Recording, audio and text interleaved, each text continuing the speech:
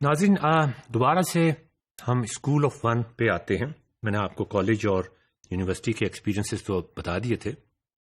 سب سے پہلا ہمارا کام یہ ہے کہ کسی طرح اسکول کی ایجوکیشن کو کے اندر ہم کس طرح ٹیکنالوجی انٹروڈیوس کر کے اس کو افیکٹو بنا سکتے ہیں، اس کو انگیجنگ بنا سکتے ہیں، اس کو اس طرح کی بنا سکتے ہیں کہ وہ بچوں کے لیے ایکسائٹنگ ہو جائے، گیم لائک ہو جائے.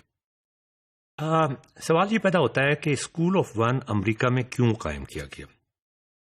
میرا مطلب یہ ہے کہنے کا کہ جب وہاں پہ برک اینڈ مارٹر کے کنونشنل اسکولز اویلیبل ہیں ہر بچے کے لیے، تو آخر ان میں کیا خرابی تھی، ان اسکولوں میں کیا خرابی تھی کہ اسکول آف ون کی اتنی زیادہ شہرت ہوئی اور وہ کہتے ہیں کہ یہ فیوچر کا اسکول ہے. اب ناظرین، ہم اس وقت بات امریکہ کی کر رہے ہیں.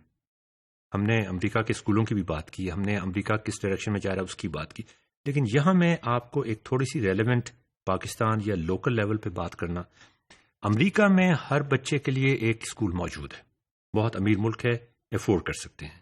پاکستان میں بہت بڑی پروپورشن ایسی ہے، 50% سے زیادہ بچے ایسے ہیں جن کے لیے اسکول موجود نہیں ہیں، اور ظاہر کالج تو پھر بالکل ہی موجود نہیں ہے. یونیورسٹیاں تو اور بھی کم ہوں گی، ان کے لیے اسکول موجود نہیں ہے. اب امریکہ میں اگر یونائٹڈ اسٹیٹس میں اگر وہ یہ کہہ رہے ہیں کہ ان کے اسکولز میں لرننگ افیکٹو نہیں ہوتی، تو پھر ہمیں کیا ضرورت ہے کہ ہم انہی کے ماڈل کو، انہی کی غلطیوں کو دہرائیں اور برک اینڈ مارٹر کے اسکول بنائیں؟ ہمیں اسکول آف ون پہ ڈائریکٹلی کیوں نہیں شفٹ ہو جانا چاہیے؟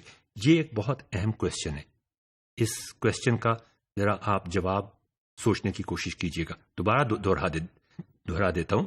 امریکہ کے پاس برک اینڈ مارٹر کے اسکول موجود ہیں، اس کے باوجود وہ یہ سمجھتے ہیں کہ ان کا کوئی فائدہ نہیں.